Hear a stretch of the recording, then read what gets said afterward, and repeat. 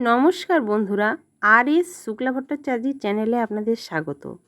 আজ আমি আপনাদের জন্য একটা রেসিপি নিয়ে এসেছি। আজ আমি আপনাদের বানিয়ে দেখাবো ঝিঙে আলু পোস্ত। এই আলু পোস্ত খেতে আমরা প্রত্যেকেই বেশ ভালোবাসি। গরমের দিনে তো ভাত, ডাল, ঝিঙে আলু পোস্ত আর একটু চাটনি হলে আর কিছু লাগে না। ভাবলাম আমার বন্ধুদের সঙ্গে ঝিঙে আলু পোস্তটা শেয়ার করা যাক। দেখুন বন্ধুরা, এখানে আমি কড়াই বসিয়ে দিয়েছি গরম হতে। কড়াই আমার গরম হয়ে গেছে। এবারে দিয়ে দিলাম পরিমাণ মতো তেল। আমি এখানে সাদা তেলই ব্যবহার করেছি, আপনারা চাইলে সরষের তেলও ব্যবহার করতে পারেন। তেলটাও প্রায় গরম হয়ে এসেছে। এবারে ফোড়নে দিয়ে দেবো 5 ফোড়ন আর একটা শুকনো লঙ্কা।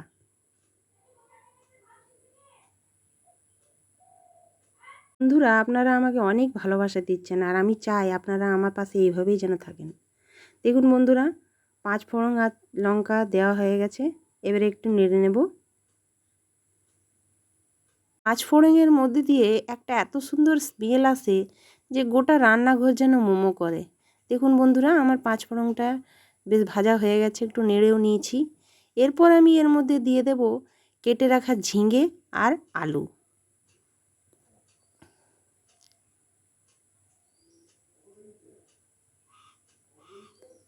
এখানে বন্ধুরা আমি 500 গ্রামের মতো ঝিঙে আর একটা বড় সাইজের আলু নিয়েছি।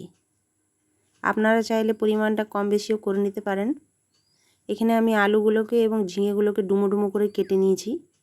এরপর হালকা আঁচে এগুলোকে হালকাভাবে ভেজে নেব।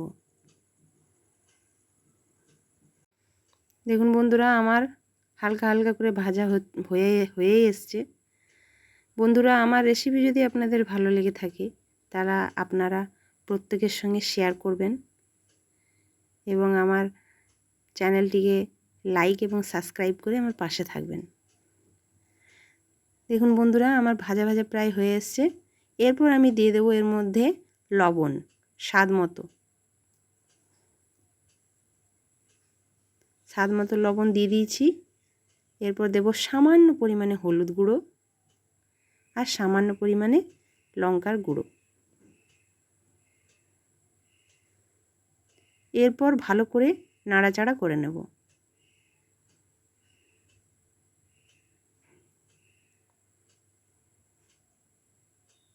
দেখুন বন্ধুরা, এইভাবে একটু করে নাড়াচাড়া করে নিতে হবে।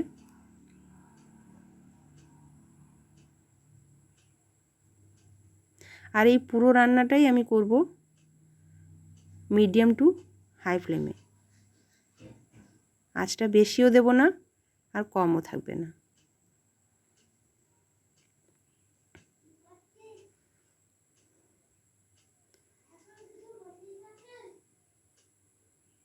ঝিঙে আলু পোস্ত খেতে আমরা প্রত্যেকেই ভালোবাসি। আমার তো আলু পোস্ত, ঝিঙে পোস্ত জিনিসটাই আমার খুব ভালো লাগে। দেখুন বন্ধুরা, এবারে ঝিঙে থেকে প্রায় জল বেরিয়ে এসছে। এরকমভাবেই হালকা আঁচে এরকম ভাজবো।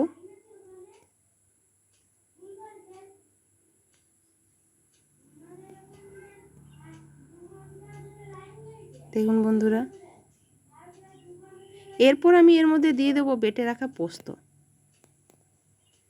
এখানে বন্ধুরা আমি 4টে কাঁচা লঙ্কা আর পোস্ত বেটে রেখেছিলাম সেটাই দিয়ে দিলাম। এরপর ওই বাটিতে করেই 1 বাটি জল দিয়ে দিলাম। এরপর ভালো করে মিক্স করে নেব।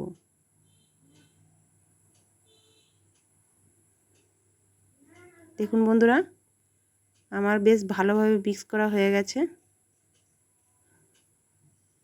এরপর মিডিয়াম আঁচে আমি ঢাকা দিয়ে কিছুক্ষণ সেদ্ধ করে নেব। দেখুন বন্ধুরা, আমাদের ঝিঙে আলু পোস্ত সেদ্ধও হয়ে গেছে আর ঠিক জলটা মাপে চলে এসেছে। ঠিক এরকমভাবে মাখো মাখো হবে। এরপর আমি এর মধ্যে দেব সামান্য পরিমাণে চিনি আর 2টো কাঁচা লঙ্কা চিনিটা দিলাম বন্ধুরা স্বাদটাকে ব্যালেন্সে আনার জন্য। আমি প্রত্যেকটা রান্নাতেই প্রায় একটু করে চিনি দিই। একটু চিনি দিলে বেশ স্বাদটা ব্যালেন্সে আসে। লবণ আর চিনিতে স্বাদটা বেশ ব্যালেন্সে চলে আসে। এরপর বন্ধুরা আমি এই পোস্তটা নামাবার আগে দেব সামান্য সর্ষের তেল। সর্ষের তেলটা দিয়ে আমি সামান্য নাড়াচাড়া করে ফুটিয়ে নেব।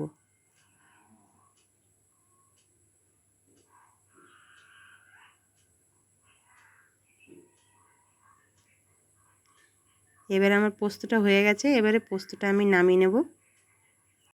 পোস্ত রান্না আমার হয়ে গেছে। এবারে আমি পোস্তটা নামিয়ে পরে আপনাদেরকে দেখাচ্ছি।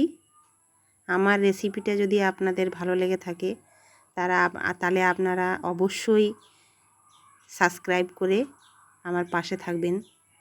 আজকের মতো এইটুকুই। আবারও আসবো আপনাদের কাছে এক নতুন রেসিপি নিয়ে। আজকের মতো ধন্যবাদ। সকলে ভালো থাকবেন।